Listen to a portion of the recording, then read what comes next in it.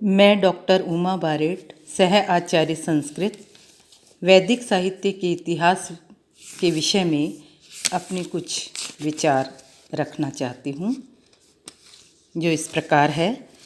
संस्कृतं नाम दैवी वागन्वाख्याता महर्षिभिः भाषासु मधुरा मुख्या दिव्या गीर्वाण भारती। संस्कृत विश्व की समस्त परिष्कृत भाषाओं में सर्वाधिक प्राचीन है। भारतीयता के परिप्रेक्ष्य में से देववाणी, सुर भारती एवं गीर्वाण वाणी इत्यादि नाम प्रदान किए गए हैं।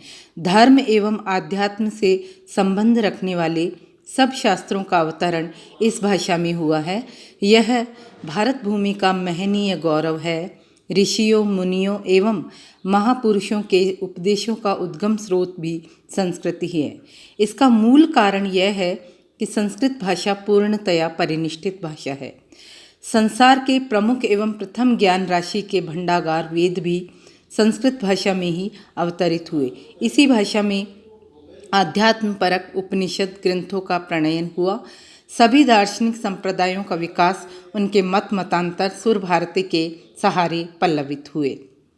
भारतीय संस्कृति से संबद्ध समस्त ज्ञान विज्ञान परक विधाओं की जननी संस्कृत है। उसमें लिखा गया संपूर्ण साहित्य भारत का राष्ट्रीय गौरव है, जिसकी गरिमा भारतवर्ष के गर्वोन्नत भाल की दीप्ति से संक्रांत जीवन के चित्रण में निहित है।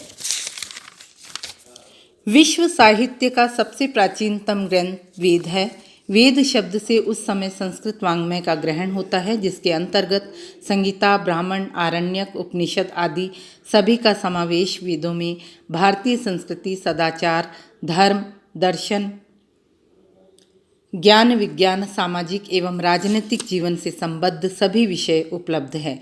भारतीयों के जीवन दर्शन, आचार विचार, रहन सहन, नैतिक एवं सामाजिक व्यवहार एवं भारतीय संस्कृति के प्राचीनतम रूप एवं विकास तथा मानव जाति का इतिहास समझने के लिए वेद अत्यंत उपादेय हैं। वेदों का महत्व केवल भारतवर्ष में ही सीमित नहीं रहा। अनेक देशों के विद्वान वेदों में सन्निहित ज्ञान एवं उनके गुणों से प्रभावित हुए।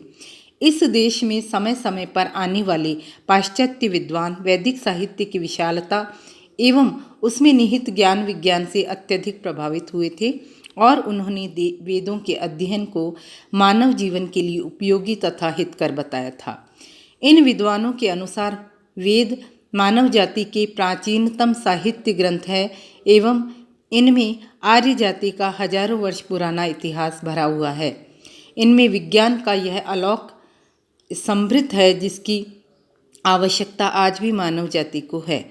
भारतीय परंपरा के अनुसार वेदों को ईश्वरीय ज्ञान माना जाता है। वैदिक ज्ञान नित्य है एवं सृष्टि की रचना के आदि में ईश्वर ने वैदिक ज्ञान का आविर्भाव किया। वेदांत दर्शन के अनुसार वेद अनादि और अपौरुषेय ज्ञान है, जो प्रलय के बाद भी बना रहता है एवं सृष्टि के आदि में पुनः ईश्वर के द्वारा आविर्भूत होता है।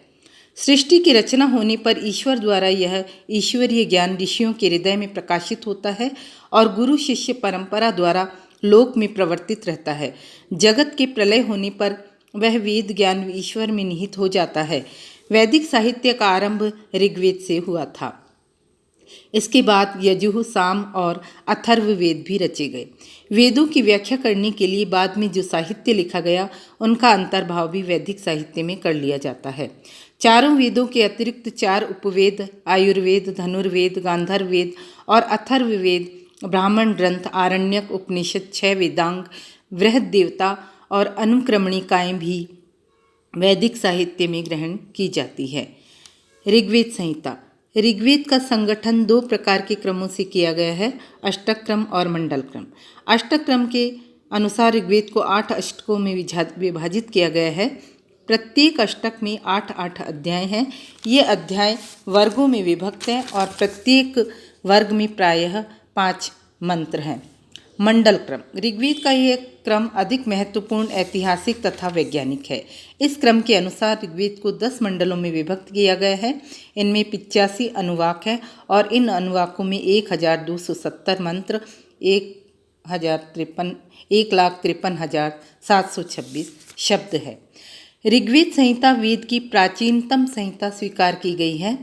आचार्य पाणिनि ने संहिता के संदर्भ में लिखा है परः सन्निकर्षः संहिता, अर्थात जिसमें वेदों के अंत का दूसरे पदों के आदि से मिलान किया जाता है उसे संहिता कहते हैं। वस्तुतः विभिन्न मंत्रों का युक्ति युक्त संग्रह ही संहिता है। सूक्तों, अध्यायों, कांडों अथवा वर्गों में विभाजित मंत्रों का संकलन ही संहिता है। सामान्यतः किसी देवता की स्तुति या प्रशंसा में प्रयुक्त होने वाले अर्थ का स्मरण कराने वाले पद्यमय वाक्य को मंत्र कहते हैं। ऋग्वेद संहिता मंत्रों या ऋचाओं का संग्रह है। अब द्वितीय जो वेद है यजुर्वेद संहिता। यजुष का शब्द का अर्थ है पूजा एवं यज्ञ। यजुर्वेद में कर्म कांड की प्रधानता है। यज्ञ की सही इति कर्तव्यता को यजुर्वेद ही बतलाता है। इसलिए यजुर्वेद से संबंध रखने वाले ऋत्विक अध्वर्यु को ही यज्ञ को चलाने वाला या नेता कहा जाता है। यजुर्वेद के दो भाग हैं, कृष्ण एवं शुक्ल। कृष्ण भाग में छंदोबद्ध मंत्रों तथा गद्यात्मक विनियोग के दर्शन होते हैं। शुक्ल यजुर्वेद में उक्त दोनों ही तत्वों का अभाव है। कृष्ण यजुर्वेद की शाखाएं तैत्तिरीय शाखा, याज्ञवल्क्य ने वेद विद्या का प्रसार किया। उसी विद्या को वैशंपायन के अन्य शिष्यों ने संग्रहित और संपादित करके तैत्तिरीय वृत्ति का परिचय दिया। इसीलिए इसे तैत्तिरीय संहिता नाम से अभिहित किया गया। मैत्रायणी शाखा, इस शाखा का संबंध आध्यात्म विद्या के गूढ़तम तत्वों से है। इसकी 7 उपशाखाएं स्वीकार की गई हैं: मानव, दुंदुभि, आत्रेय, वाराह, हारिद्रव्य, श्याम और सामान्य। कठ शाखा, कठ लोगों या मनीषियों की शाखा को काठक संहिता नाम भी दिया गया है।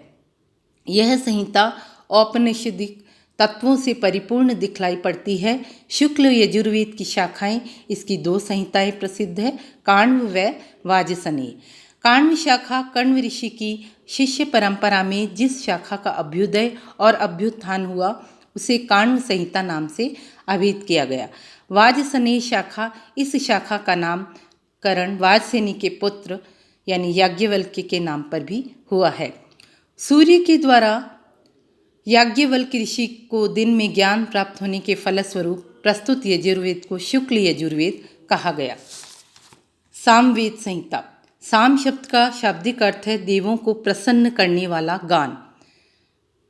बृहदारण्यक उपनिषद में कहा गया है साच्यामिश्चेति तत्साम्नः सामत्वं सारित तथा है संबंध है अमो नाम स्वरूप यत्र वर्तते तत्साम, अर्थात सा और अम से मिलकर साम शब्द की उत्पत्ति हुई है। यहाँ सा का अर्थ है ऋचा और अम अर्थ है षडज, ऋषज, गांधार आदि सप्त स्वर। अतः ऋग्वेद की ऋचाएं जब स्वरों से मिलती तब साम बनता है।